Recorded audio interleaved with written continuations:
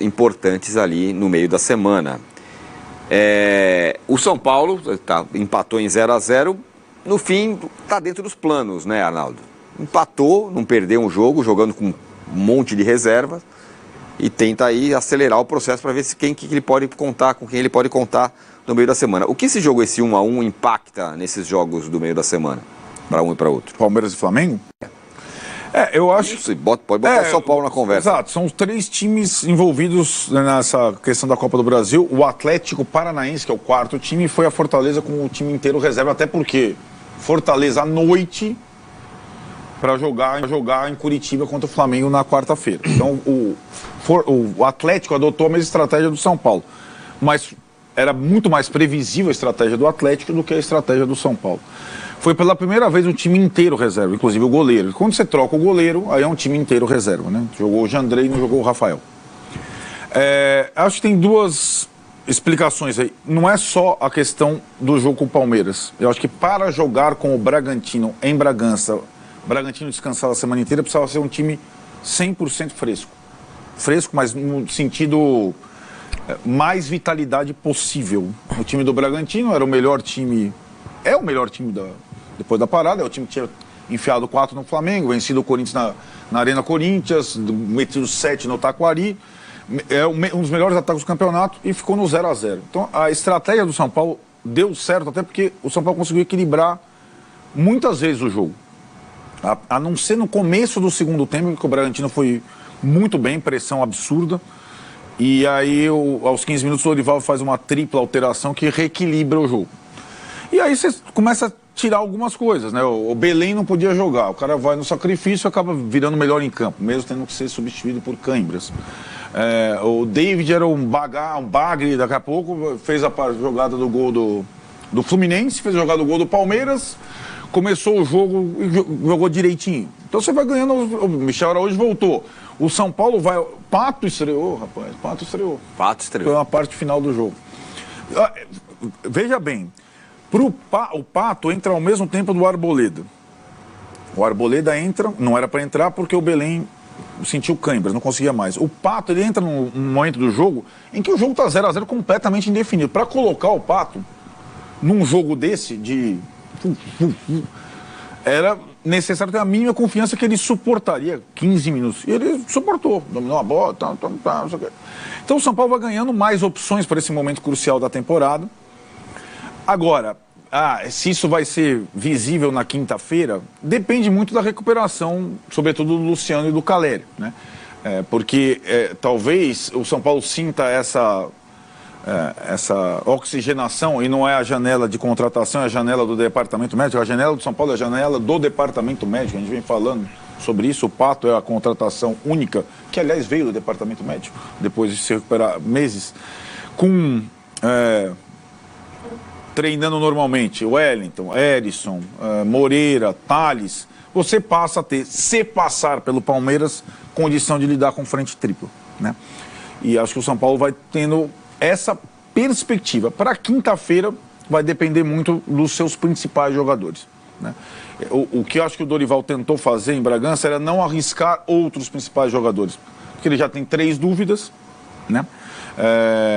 E ele tinha ali a possibilidade de jogar, por exemplo, com o Pablo, com o Neves, com o Caio, e ele preferiu resguardar esses titulares, o Arboleda, o Rafinha, para quinta-feira. Eu não acho que seja uma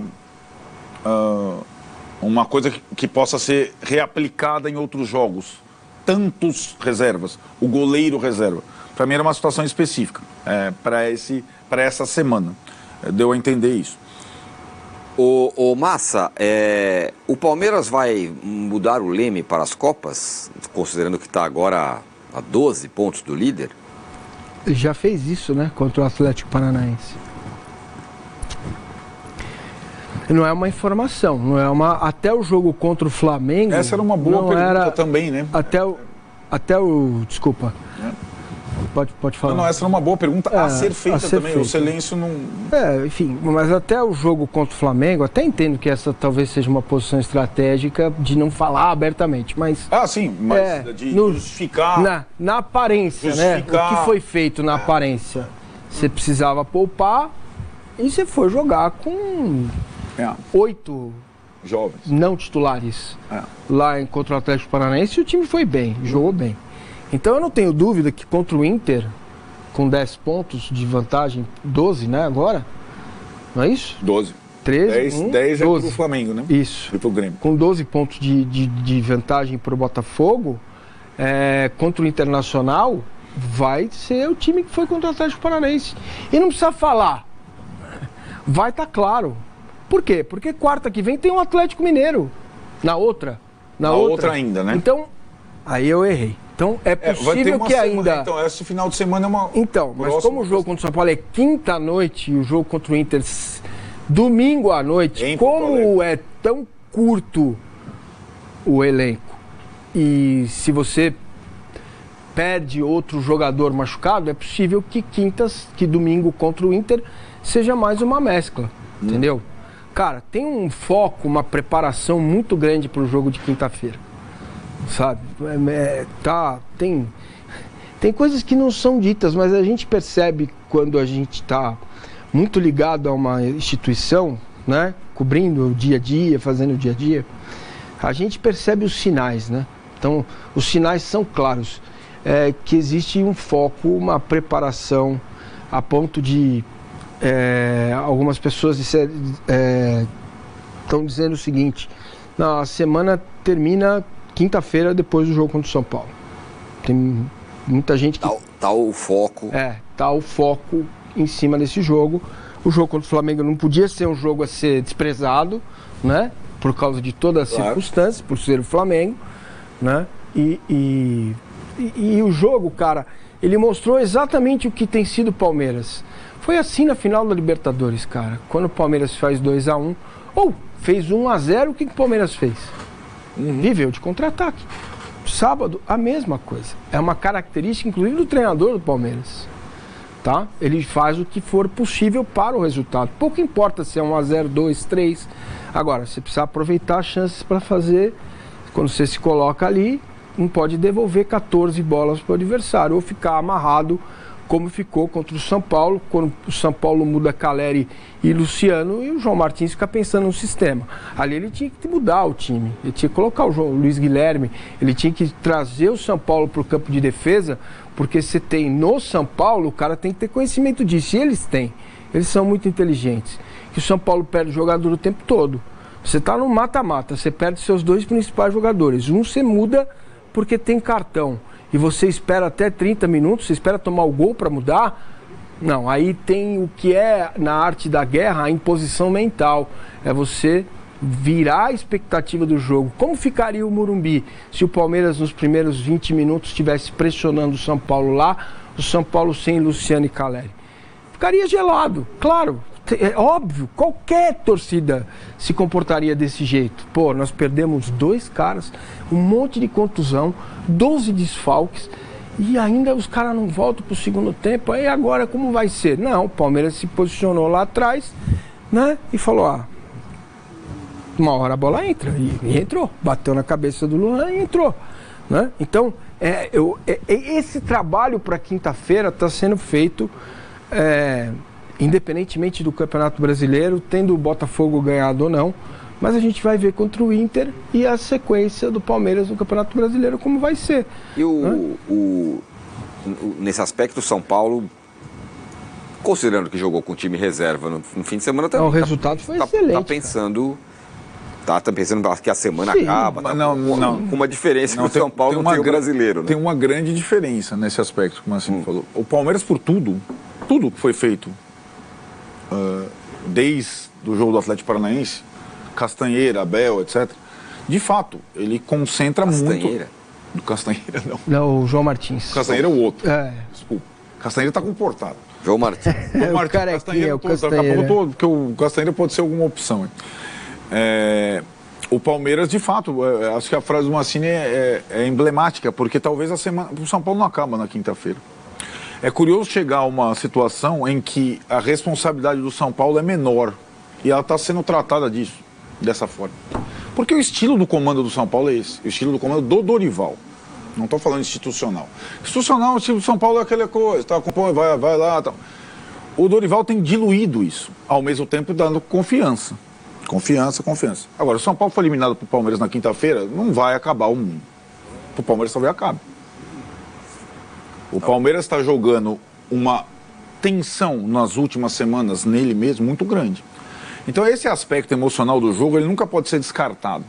É o que o Massini falou, o jogo do Morumbi, primeiro jogo em casa, a diversidade colocada, a torcida do São Paulo teve a euforia da escalação do Calleri no início e volta para o intervalo com 3 substituições, sai todo mundo.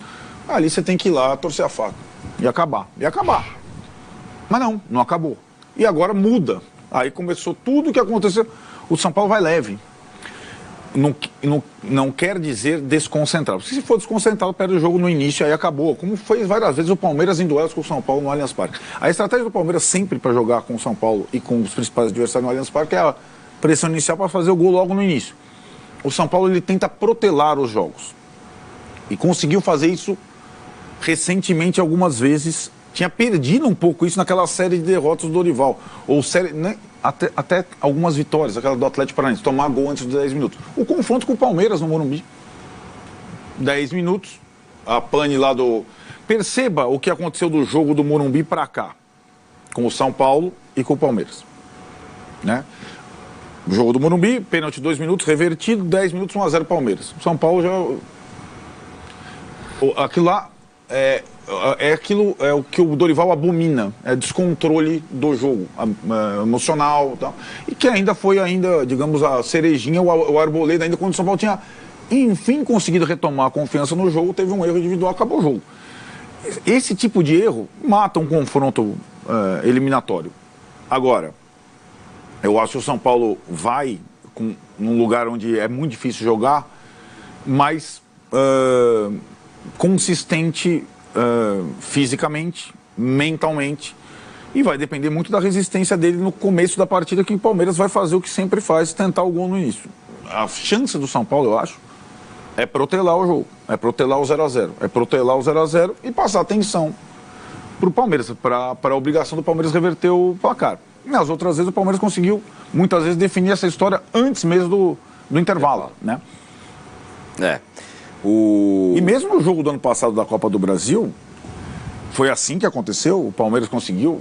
O jogo da passada da Copa do Brasil era isso, era 1-0 e o Palmeiras precisava reverter. O Palmeiras abriu 2, teve o pênalti para fazer o terceiro e não matou. Né? E no estadual foi o contrário, com 15 minutos de jogo já estava resolvido lá. Isso. Agora, as últimas vezes que o São Paulo foi ao Allianz, o São Paulo tentou, nunca foi com o Dorival, com o Rogério, protelar o 0-0. Foi assim no Brasileiro do ano passado, foi assim no Paulista desse ano, né? Então, é um jogo bem interessante e acho que os dois estão muito focados nesse jogo. A opção do São Paulo pelo time reserva em Bragança é óbvia, mas acho que a questão da temporada do São Paulo não se encerra nesse jogo. Porque eu acho que o Palmeiras tem uma situação, se ele for, o Massini falou, é possível e é possível, é do jogo. Se o Palmeiras acaba a semana a 12 do líder e eliminado da Copa do Brasil, ele tem a Libertadores na prática pela frente. E jogar só com a Libertadores não é simples, né, cara?